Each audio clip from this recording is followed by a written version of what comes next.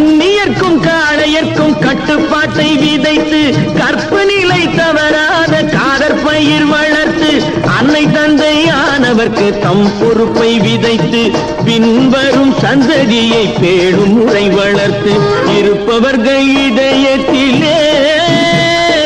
இரக்கமதை விதைக்கணும் இல்லாதார் வாழ்க்கையிலே இன்பப் பயிர் வளர்க்கணும் நல்ல நல்ல நிலம் பார்த்து நாமும் விதை விதைக்கணும் நாட்டு மக்கள் மனங்களிலே நாணயத்தை வளர்க்கணும்